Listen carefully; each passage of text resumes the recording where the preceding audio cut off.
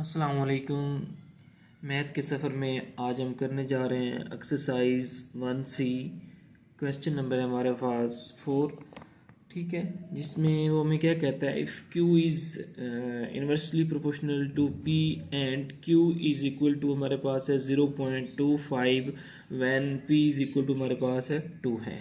Express Q in term of P। हमने क्या करना है, जो क्यू है इन टर्म ऑफ पी को उसको हमने बयान करना, एक्सप्रेस करना है। मतलब जैसे हम पीछे कुछ हमारे पास क्वेश्चन थे जिसमें हम क्या करते थे, उनके हम कनेक्टिंग इक्वेशन फाइंड करते थे। मतलब यहाँ पे अगर हमारे पास जो वेरिएबल हैं, जैसे यहाँ पे उन्होंने क्यू और पी दे दिए, ठीक है, तो वहाँ पे हमारे पास डिफरेंट वेरिएबल थे जिनको हमने इस्तेमाल किया हुआ था। मतलब हम के की वैल्यू निकालते थे और वो पुट कर देते थे, तो हम कह देते थे ये हमारे पास क्या है, कनेक्टिंग इक्वेशन है। इस तरह यहाँ पे भी हमने क्या करना है, जब हमारे पास उसने हमें कहा कि Q is inversely proportional to P है, ठीक है, जब हम इन्वर्सली प्रोपोर्शनल का साइन ख़त्म करेंगे तो हमारे पास एक इक्वेशन बन जाएगी जिसमें हम क्या करेंगे, क्यू और पी की वैल्यू पुट करेंगे। पुट करने के बाद, ठीक है, वहाँ से हमारे पास एक क्यू की के की एक वैल्यू आएगी। वो क्या कर देंगे, वो जो हमारे पास इक्वेशन बनेगी प्रोपोर्शनल का, इन्वर्सली प्रोपोर्शनल का साइन खत्म करने के बाद, तो जो के की वैल्यू इस इक्वेशन में पुट करेंगे तो वो हमारे पास क्या आ जाएगी, वो हमारे पास express Q in term of P हमारे पास एक इक्वेशन आ जाएगी, ठीक है। उसके बाद हमारे पास वो कहता है find the value of Q when P is equal to, हमारे पास 5 है। हमने क्या करना है, क्यू की वैल्यू फाइंड करनी है जब हमारे पास पी है वो किसके इक्वल है, 5 है। Calculate the value of P when Q is equal to, हमारे पास क्या है, 0.2 है, ठीक है। अब इसके थर्ड पार्ट में हमने पी की वैल्यू फाइंड करनी है जब जो क्यू है वो हमारे पास क्या है, 0.2, ठीक है। तो इसके साथ अगर आपने सबसे पहले अगर आपने मेरा चैनल सब्सक्राइब नहीं किया तो उसको लाइक और सब्सक्राइब कीजिए और बेल आइकन के बटन को ज़रूर दबा दीजिएगा ताकि हर नई आने वाली वीडियो आप तक पहुंचती रहे। तो चलते हैं अब क्वेश्चन नंबर 4 की तरफ, इसको सॉल्व कर लेते हैं। ये हमारे पास क्वेश्चन नंबर 4 आ गया। इसमें हमने क्या करना है, since Q is inversely proportional to P, ठीक है, जो हमारे पास Q है वो किसके इन्वर्सली प्रोपोर्शनल है, वो हमारे पास P के इन्वर्सली प्रोपोर्शनल है, ठीक है। तो यहाँ पे हमने क्या करना है, यहाँ पे हमारे पास पहले तो हमें होता था ना, डायरेक्टली प्रोपोर्शनल होता था। मतलब है कि Q हम फर्ज करें, इसी को अब देख लें, अगर Q इज डायरेक्टली प्रोपोर्शनल है तो हम क्या करते थे, हम उसको डायरेक्ट लिख देते थे P। मतलब P के डायरेक्टली प्रोपोर्शनल होता था तो हम P लिख लेते थे, ठीक है। अब यहाँ पे वो क्या कहता है, इन्वर्सली। इन्वर्सली का मतलब है कि इसका उल्ट है, P का जो हमारे पास रेसिप्रोकल है यानी इसका उल्ट है, वो हमारे पास क्या होता है, 1/P होता है, ठीक है। इन्वर्सली का साइन आ गया। मैंने पीछे भी क्वेश्चन में आपको एक्सप्लेनेशन की थी, जो हमारे पास इन्वर्सली प्रोपोर्शनल होता है उसका मतलब ये होता है कि अगर आपके पास 2 क्वांटिटीज़ हैं, ठीक है, अगर एक के बढ़ने से दूसरी क्वांटिटी कम हो जाए तो उसको हम क्या कहते हैं, इन्वर्सली। अगर पहली के कम होने से दूसरी बढ़ जाए तो उसको हम भी, उसी को भी हम इन्वर्सली कहते हैं। और जो हमारे पास डायरेक्टली होता है, अगर एक मिकदार के बढ़ने से दूसरी मिकदार में बढ़ जाए तो उसको हम डायरेक्टली प्रोपोर्शनल कहते हैं। अगर एक मिकदार के कम होने से दूसरी बढ़ जाए या दूसरी के कम होने से पहली वाली बढ़ जाए तो उसको हम क्या कहते हैं, उसको हम इन्वर्सली प्रोपोर्शनल कहते हैं। तो यहाँ पे हमने क्या किया, जब इन्वर्सली प्रोपोर्शनल का साइन आया तो P, पहले तो हम डायरेक्टली प्रोपोर्शनल में सिर्फ हम Q is directly proportional P है, तो यहाँ पे हमने Q इज इन्वर्सली प्रोपोर्शनल है 1/P। मतलब है P की जगह पे हमने इसका रेसिप्रोकल 1/P ले लेना है, ठीक है। अब उसने यहाँ पे जो हमें वैल्यू दी है वो हमारे पास क्या है, Q इज इक्वल टू हमारे पास 0.25 है और जो P की वैल्यू है वो हमारे पास क्या है, 2 है, ठीक है। अब क्या करेंगे, सबसे पहले तो हम P की वैल्यू, ठीक है, और जो Q की वैल्यू है वो हम इस क्वेश्चन में पुट कर देंगे तो हमारे पास क्या आ जाएगा, K की वैल्यू आ जाएगी। Q हमारे पास क्या है, 0.25 है, ठीक है। तो यहाँ पे हमने Q की जगह पे 0.25 पुट कर दिया, ठीक है, इज इक्वल टू K हमारे पास वैसा आ जाएगा क्योंकि K की वैल्यू हमने फाइंड करनी है, जो P है वो हमारे पास 2 है, ठीक है। अब यहाँ पे P की जगह पे P की वैल्यू पुट कर दी, इसको मजीद अब सिंप्लीफाई कर लेते हैं। तो सिंप्लीफाई से क्या करेंगे, जो हमने तो K की वैल्यू फाइंड करनी है, 2 इधर डिवाइड हो रहा है, दूसरी साइड पे जाके क्या हो जाएगा, मल्टीप्लाई हो जाएगा। जब हम इसको उधर जाके मल्टीप्लाई करेंगे तो जो K की वैल्यू है वो हमारे पास क्या आ जाएगी, 2 5 हमारे पास 10, ठीक है, और 2 2 4, तो ये हमारे पास आ जाएगा 0.5। अगर आप इसको मल्टीप्लाई नहीं कर सकते तो इधर मैं करवा देता हूँ 0.25। ठीक है, उसको मल्टीप्लाई करना है 2 के साथ। ठीक हो गया, 2 5 आर 10, 0 1 कैरी, 2 2 आर 4, 4 में 1 कैरी ऐड किया तो हमारे पास 5। तो ये हमारे पास क्या आ जाएगा 0.5 आ जाएगा। यहाँ पे पॉइंट 2 डिजिट छोड़ के ना 1 2 2 डिजिट छोड़ के हमने पॉइंट लगा दिया तो ये हमारे पास 0.5। अब अगर आप ये जीरो इसके पीछे जितनी मर्जी लगा लें, आपने पॉइंट लगाया और उनकी कोई वैल्यू ही नहीं है। अगर आप एग्जैक्ट डिजिट ही लिख लेते हैं 0.5 भी लिखते हैं तो फिर भी हमारे पास वही एक ही बात है। ठीक है, अब हमने क्या किया, इसका पॉइंट ख़त्म कर दिया। जैसे 0.5 है तो हमने लिख लिया 5/10, मतलब पॉइंट के सामने हमने 1 लगा दिया। बाकी जितने डिजिट हैं ऊपर नोमिनेटर में चेक करें, पॉइंट के बाद 1 डिजिट है तो हमने क्या किया 1 0 लगा दिया। अब इसकी कटिंग कर ली, 5 1s आर 5 और 5 2s आर 10, तो k इज इक्वल टू हमारे पास क्या आ गया 1/2 आ गया। ठीक है, अब हमने नेक्स्ट क्या करना है, हमने express q in term of p, मतलब है जो k की ये हमारे पास वैल्यू आई है, ये आपने इक्वेशन जो हमारे पास ये वाली बनी थी इसमें हमने पुट कर देनी है। तो ये हमारे पास q in term of p हम एक्सप्रेस कर देंगे, मतलब बयान कर देंगे। ठीक है, अब q इज इक्वल टू हमारे पास क्या है 1/2 ओवर p है। ये हमारे पास किसकी वैल्यू है, ये हमने k की वैल्यू अभी फाइंड की है। ठीक है, तो इसका जो फर्स्ट पार्ट है उसमें हमने q को इन टर्म ऑफ p में लिखना है, एक्सप्रेस करना है, बयान करना है। तो p जो हमारे पास k की वैल्यू है वो हमारे पास क्या है 1/2 है। अब नोमिनेटर का डिनोमिनेटर आ गया, जब नोमिनेटर का डिनोमिनेटर आ जाए तो वो नीचे जाके क्या होता है मल्टीप्लाई हो जाता है। जैसे यहाँ पे देखें ना, हमारे पास अगर 3/2 है, ठीक है, और डिवाइडेड बाय होल हमारे पास ओवर में हमारे पास जो वैल्यू है वो हमारे पास क्या है 5 है। अब नोमिनेटर का डिनोमिनेटर आया है तो ये नीचे जाके क्या हो जाएगा मल्टीप्लाई हो जाएगा। तो ये हमारे पास 3 ओवर हमारे पास क्या आ जाएगा 2 मल्टीप्लाई बाय 5 हो जाएगा। इसी तरह ये नोमिनेटर का डिनोमिनेटर आ गया है तो ये हमारे पास नीचे p के साथ मल्टीप्लाई हो जाएगा, तो ये हमारे पास 1/2p हो जाएगा। इसको आपने इक्वेशन नंबर 1 का नाम देना है। ठीक है, अब आगे देखें, जो सेकंड पार्ट है उसमें हमने क्या करना है, वो कहता है कि when p is equal to हमारे पास है 5 देन q। अगर हमारे पास p की वैल्यू 5 आती है तो जो हमारे पास q है उसकी वैल्यू हमारे पास क्या आएगी, तो फ्रॉम इक्वेशन 1। ठीक है, अब इस इक्वेशन को आपने क्या करना है इस्तेमाल करना है।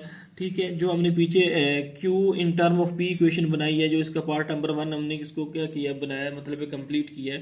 तो यहाँ पे p इज इक्वल टू हमारे पास 5 है, देन q हमारे पास क्या होता है from equation 1, q is equal to हमारे पास क्या है 1/, ठीक है 2 हमारे पास ऑलरेडी आ रहा था। अब p की वैल्यू हमारे पास क्या आती है 5। अब इस p की जगह पे हमने p की वैल्यू पुट कर दी, वो हमारे पास 5 थी, तो q इज इक्वल टू हमारे पास क्या आ जाएगा 1/5 मल्टीप्लाई बाय 2 आ जाएगा, ये हमारे पास 1/10 आ जाएगा। ठीक है, अब हम क्या करेंगे, अब 1 को अंदर रखें और 10 पे डिवाइड करें तो हमारे पास जो q का आंसर आ जाएगा वो क्या आ जाएगा 0.1 आ जाएगा। जैसे देखें ना, अगर हमारे पास 0.1 आता है, ठीक है, अगर हमने इसका पॉइंट ख़त्म करना हो तो पॉइंट के सामने क्या लगा देते हैं 1, बाकी जितनी डिजिट हो उतनी हम क्या करते हैं 0 लगा देते हैं। तो इसका मतलब है कि ये हमारे पास आंसर क्या आ जाएगा 1/10 आ जाएगा। तो अब उसने हमें ये वाली वैल्यू तो हमारे पास है, तो क्या किया हमने, अगर 1/10 को, ठीक है 1 को डिवाइड करेंगे 10 पर, ठीक है, तो ये हमारे पास क्या आ जाएगा, ये हमारे पास आ जाएगा 0.1 आ जाएगा। ठीक हो गया। इसी तरह ये हमारे पास जो q की वैल्यू है वो हमारे पास क्या आ गई 0.1 आ गई। अब हमने इसका थर्ड पार्ट करना है, उसमें हमने क्या करना है, when q is equal to हमारे पास क्या है 0.2 है, then p is equal to हमने क्या करना है फाइंड करना है फ्रॉम इक्वेशन 1। हमारे पास इक्वेशन 1 ये है, इसको इसमें हमने क्या करना है q की वैल्यू पुट कर देनी है और p हमारे पास आ जाएगा। अब q जो है वो हमारे पास क्या है, वो हमारे पास है 0.2 है, वो हमने q की जगह पे पुट कर दिया, विच इज़ इक्वल टू है हमारे पास 1/2p। ठीक है, ये हमारे पास यहाँ से हमने p की वैल्यू फाइंड करनी है तो p वैसे आ जाएगा। ठीक है, अब हमने क्या किया 2p और 0.2 की हमने जगह क्या कर दी इंटरचेंज कर दी, मतलब है कि 2p की जगह पे 0.2 आ गया और 0.2 की जगह पे हमारे पास 2p आ गया। ठीक हो गया। तो यहाँ पे हमने क्या करना है, अब हमने p की वैल्यू फाइंड करनी, जब 1 को अंदर रखेंगे 0.2 पे डिवाइड करेंगे तो हमारे पास जो आंसर आ जाएगा वो क्या आ जाएगा, वो हमारे पास आ जाएगा 5। ठीक है, अब नेक्स्ट हमने क्या करना है, हमने तो p की वैल्यू फाइंड करनी है, तो p is equal to p के साथ ये 2 क्या हो रहा है मल्टीप्लाई हो रहा है, तो दूसरी साइड पे जाके क्या हो जाएगा डिवाइड हो जाएगा, तो p इज इक्वल टू हमारे पास क्या आ जाएगा 5/2 2 आ जाएगा। तो यहाँ पे अगर हम p की वैल्यू निकालेंगे तो p इज इक्वल टू हमारे पास क्या आ जाएगा 2.5 आ जाएगा। ठीक है, तो ये हमारे पास क्वेश्चन नंबर 4 हो गया। अब हम चलते हैं क्वेश्चन नंबर 5 की तरफ। ठीक है, उसमें वो क्या कहता है हमें 35 वर्कर हैं are employed to complete a construction project in 16 days. ठीक है, मतलब है कि 35 काम करने वाले मुलाजम हैं, वो क्या करते हैं, एक कंस्ट्रक्शन का काम है वो 16 दिन में क्या करते हैं, मुकम्मल करते हैं। बिफोर द प्रोजेक्ट स्टार्ट, इस प्रोजेक्ट को स्टार्ट करने से पहले the boss of the company is told that he need to complete the project in 14 days. अभी उन्होंने वो जो प्रोजेक्ट है, वो काम है, उसको उन्होंने स्टार्ट नहीं किया, तो जो उस कंपनी का बॉस है, मालिक है, वो क्या कहता है कि हमें यही काम हमें 14 दिन में चाहिए। ठीक है, assuming that all the worker work at the same rate, अगर तमाम वर्कर उसी ही हिसाब से काम करें, how many more worker does he need to employ in order to complete the project on time. अगर वो उस काम को 14 दिनों में मुकम्मल करना चाहता है तो और उसको कितने एम्प्लॉय यानी वर्कर की ज़रूरत होगी, तो वो हमने क्या करना है, बताना है। ठीक है, चलें तो इस क्वेश्चन नंबर 5 को भी हम सॉल्व कर लेते हैं। यहाँ पे देखें हमने क्या करना है, क्वेश्चन नंबर 5 है, एक साइड पे आपने क्या लिख लेना है, वर्कर, और दूसरी साइड पे आपने लिख लेने डेज। ठीक है, ये हमारे पास डेज हैं। अब देखें क्वेश्चन में जो उसने बताया है, वर्कर हमारे पास कितने हैं, 35 हैं, और अगर 35 वर्कर हो तो वो कितने दिनों में काम करते हैं, 16 डेज में। ठीक हो गया। अब वो कहता है कि अगर डेज आपके पास 14 हो तो जो वर्कर हैं वो हमारे पास कितने होंगे, मतलब है कि जो काम उन्होंने 16 डेज में करना था, अगर वो हमें 14 डेज में करवाना हो तो हमें और कितने वर्कर की ज़रूरत पड़ेगी। ठीक है, अब देखें जिसके साथ हमारे पास जो अननोन वैल्यू होगी, ठीक है, उसकी जगह पे हमने क्या लगा देना है, एक्स लगा देना है, और जब भी जहाँ भी एक्स आएगा उसके साथ जो एरो होता है हमेशा नीचे से ऊपर की तरफ होते हैं। दोबारा देखें, यहाँ पे हमारे पास 35 वर्कर हैं। ठीक है, वो एक प्रोजेक्ट है कंस्ट्रक्शन का, उसको 16 डेज में कंप्लीट करते हैं। अब वो कहते हैं कि अगर वही प्रोजेक्ट हमें 14 डेज में चाहिए हो तो हमें कितने वर्कर की ज़रूरत होगी। ठीक है, तो यहाँ पे जो हमारे पास वर्कर हैं, फ़र्ज़ कर लिया वो हमारे पास एक्स हैं, वो हमारे पास अननोन है, वो हमने फाइंड करने हैं। ठीक है, तो यहाँ पे देखें जहाँ पे एक्स आएगा उसके साथ जो एरो आएगी हमेशा नीचे से ऊपर की तरफ आएगी। ठीक है, अब देखें 16 डेज थे तो हमारे पास 35 वर्कर थे, अब डेज पहले से कम हो गए हैं, एक काम है, काम वही है, और उन्होंने क्या कर दिया है कि वो काम उनको जल्दी करवाना है, मतलब है कि पहले 16 डेज में था, अब उन्होंने क्या करना है, 14 डेज में करना है। ठीक है, दिन पहले से कम हो गए, तो इसका मतलब है कि जो हमें वर्कर है वो हमें ज़्यादा लगाने पड़ेंगे या कम, तो वर्कर हमें ज़्यादा लगाने पड़ेंगे, क्योंकि पहले हमारे पास वही जो सेम वर्कर थे, सेम रेट से जो काम कर रहे थे, वो 35 वर्कर थे। अब जो डेज हैं वो हमारे पास, उन्होंने, उनका जो बॉस है उसने कहा है कि वो हमें वही काम, कंस्ट्रक्शन का काम 14 डेज में चाहिए, तो उन्होंने क्या करना है, तो इसका मतलब है कि जो वर्कर हैं, जो काम करने वाले हैं, वो ज़्यादा लगाएंगे, तो इसका मतलब है कि एक चीज़ बढ़ रही है, ठीक है, एक चीज़ कम हो रही है। यहाँ पे देखें डेज कम हो रहे हैं तो वर्कर हमें क्या करने पड़ेंगे, ज़्यादा लगाने पड़ेंगे। तो जब एक चीज़ बढ़े दूसरी कम हो जाए तो उसको हम क्या कहते हैं, इन्वर्सली प्रोपोर्शनल कहते हैं। ठीक है, तो इसका जो हमारे पास इन्वर्सली प्रोपोर्शनल का साइन होता है, वो हमारे पास एरो होता है, वो ऊपर से नीचे की तरफ आ जाता है। ठीक है, अब जो एरो है ये हमें क्या बताता है, इसको हमने फ्रैक्शन की फॉर्म में कैसे लिखना है, मतलब है कि नोमिनेटर में इन दोनों में से कौन सी वैल्यू आएगी। जैसे यहाँ पे देखें हमारे पास एक्स है, ठीक है, इसकी टेल पे बड़ा है, ठीक है, तो इसको हम क्या करेंगे, x ओवर हमारे पास क्या आ जाएगा, 35 आ जाएगा। x को हमने क्या लिखना है, नोमिनेटर में, और जो हमारे पास जहाँ पे उसकी हेड है उसको आपने कहाँ पे लिखना है, डिनोमिनेटर में। इधर आ जाए इज इक्वल टू, अब यहाँ पे जो उसकी टेल है वो हमारे पास कहाँ पे है, 16 के साथ, और जो उसकी हेड है वो हमारे पास 14 के साथ है। तो यहाँ से हमें पता चल गया कि जो हमारे पास नोमिनेटर में वैल्यू लिखनी है वो 16 लिखनी है, और जो डिनोमिनेटर में वो हमारे पास 14 है। ठीक हो गया। यहाँ पे अब हमने क्या करना है, एक्स फाइंड करना है। एक्स फाइंड करने के लिए हम क्या करेंगे, एक्स फाइंड करने के लिए जो 35 इधर डिवाइड हो रहा है दूसरी साइड पे जाके क्या हो जाएगा, मल्टीप्लाई हो जाएगा। ठीक है, तो यहाँ पे x इज इक्वल टू हमारे पास जो वैल्यू आ जाएगा, x इज इक्वल टू हमारे पास 16/14 मल्टीप्लाई हमारे पास 35। ठीक है, यहाँ पे इसको कट कर लेंगे, एक टेबल पे अगर कट नहीं करना चाहते तो 35 नोमिनेटर को नोमिनेटर के साथ मल्टीप्लाई करने के बाद आप डिवाइड करेंगे तो फिर भी आपके पास आंसर यही आएगा।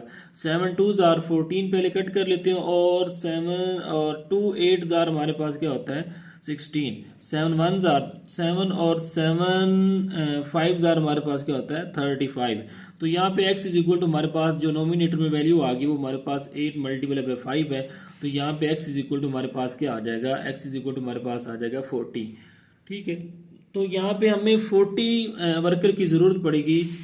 जहाँ पे मतलब है कि हमने एक्स लगाया तो वहाँ पे हमें कितने वर्कर की ज़रूरत पड़ेगी, 40 वर्कर की ज़रूरत पड़ेगी।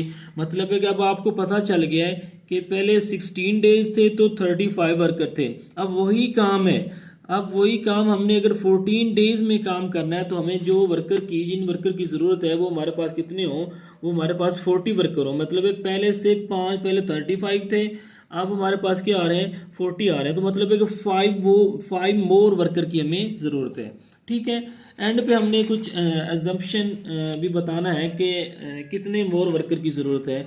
द एडिशनल वर्कर, जो हमें ज़्यादा और ज़्यादा वर्कर चाहिए, need to complete the project on time. अगर हमने यही प्रोजेक्ट हमने उनको टाइम पर 14 डेज पर ही कंप्लीट करके देना है तो क्या करें, हमें कितने एडिशनल वर्कर की ज़रूरत है। तो क्या करेंगे, जो ये हमारे पास 40 आया है इसमें से हमारे पास जो ऑलरेडी हमारे पास वर्कर हैं वो हमारे पास 35 हैं। तो इनको क्या कर देंगे, 40 में से इस वैल्यू में से इस जो ये 35 इसको हम सब्ट्रैक्ट कर देंगे तो हमारे पास जो एडिशनल वर्कर होंगे वो हमारे पास आ जाएंगे। वो हमारे पास कितने हैं, जो हमें और जिन वर्कर की हमें ज़रूरत है वो हमारे पास कितने हैं, वो हमारे पास है 5। ठीक हो गया। अब हमारे पास क्वेश्चन नंबर 5 भी कंप्लीट हो गया। क्वेश्चन नंबर चलते हैं क्वेश्चन नंबर 6 की तरफ। ठीक है, उसमें वो मैं क्या कहता है कि एक हमारे पास कंसाइनमेंट है ऑफ फोल्डर, मतलब एक चारे की खेप है। ठीक है, कैन फीड, क्या करते हैं वो फीड करवानी है हमने 1260 कैटल फॉर 50 डेज। एक हमारे पास चारे की खेप है वो हम फीड करवाते